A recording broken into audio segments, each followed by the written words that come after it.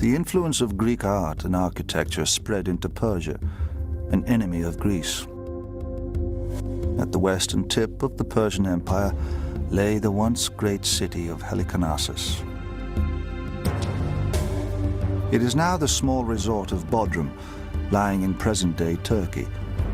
At first it appears an unlikely site for a world wonder. But in the 4th century BC, this was the capital of a powerful sea empire. Inland from the harbor lie the ruins of a tomb, the most extraordinary building ever constructed. It stood the height of a 14-story building, combined an assortment of styles, and was covered with statues. It has left us the word mausoleum, used to describe monumental tombs ever since. Its style has been copied around the world, from the Freemasons' Lodge in Washington, D.C., to the Shrine of Remembrance in Melbourne, Australia.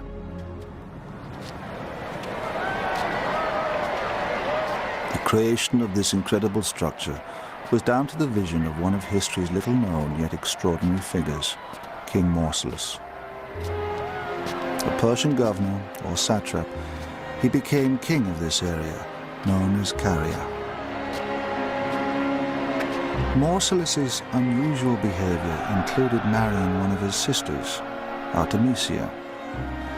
Erratic and headstrong, he founded a dynasty upon tyrannical control.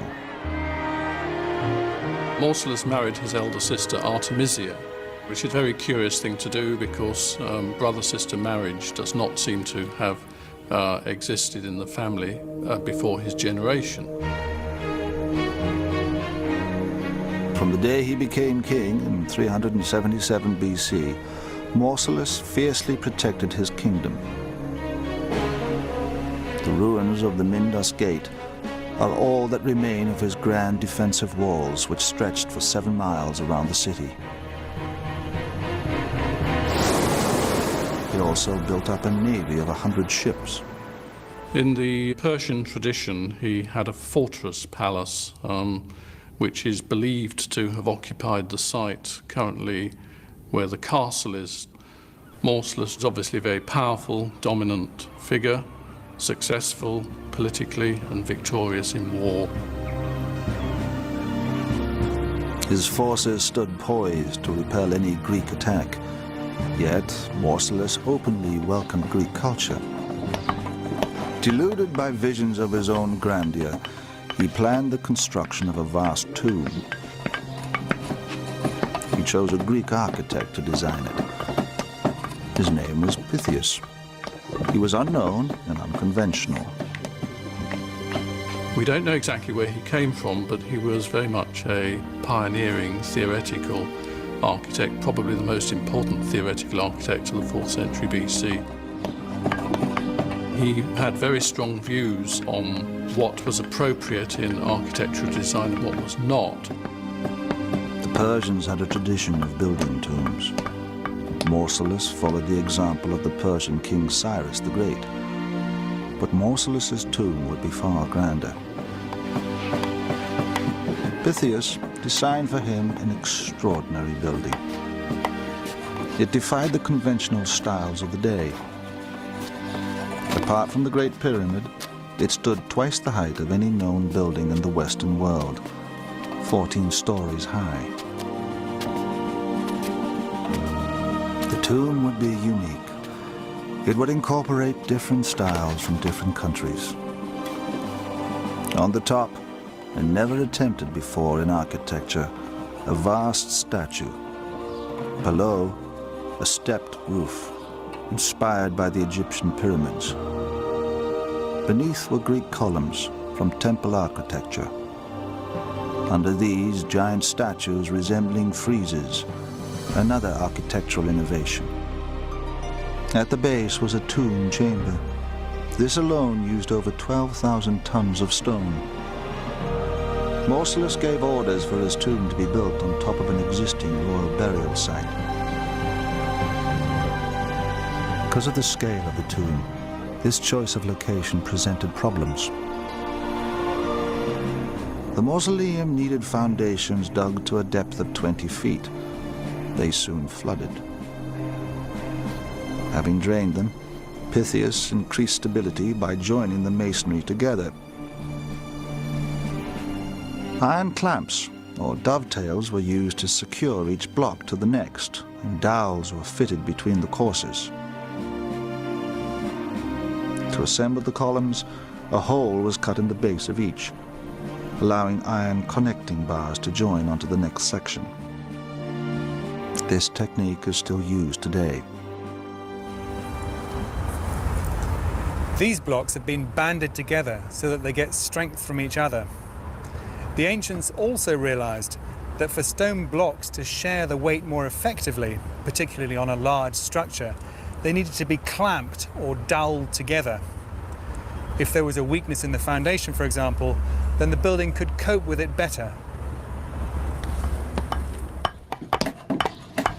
The mausoleum became a world wonder because of the statues adorning it, over twice life-size. These heroic figures stood high up on ledges and weighed many tons. By the time that the mausoleum is being built, great strides had been made in the development of cranes and siege engines, massive timber constructions on wheels capable of lifting dead weights to a height of 140 feet. We take it for granted that we can use machinery to help us on our construction sites.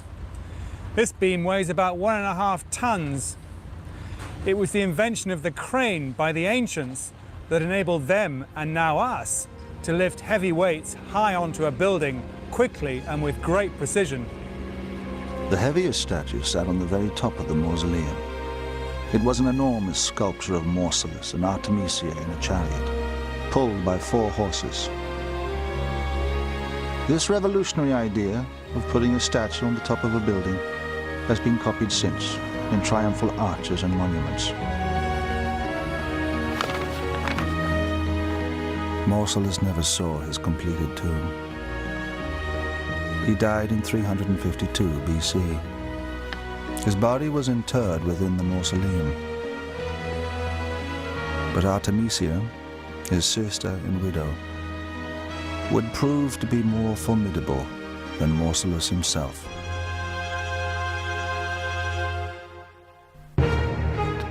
After the death of Mausolus, Artemisia became queen.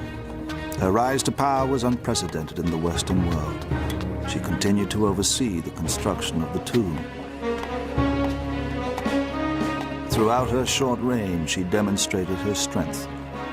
Her bravery in war led the Persian king Xerxes to exclaim that his men had become women and his women men. There is the famous story that the Rhodians decided to attack Halicarnassus after the death of Mausolus, when Artemisia was in control, thinking presumably they could easily overthrow a feeble woman. But she outwitted them and in fact captured them, and then returned to Rhodes with the Halicarnassian fleet and captured Rhodes. Although she appeared to be invincible, her brother's death had weakened her spirit. Her decline was so tragic it was later romanticized by Renaissance artists. She seems to have been completely besotted with her elder brother, to the extent that even after his death she is supposed to have mixed some of the ashes of his remains with her wine and drunk it. Possibly this is one reason why she didn't outlive him by many years. Artemisia ruled for just 2 years before she died. She was interred alongside Mausolus, her brother and husband. They were carried away to the next world in their chariot.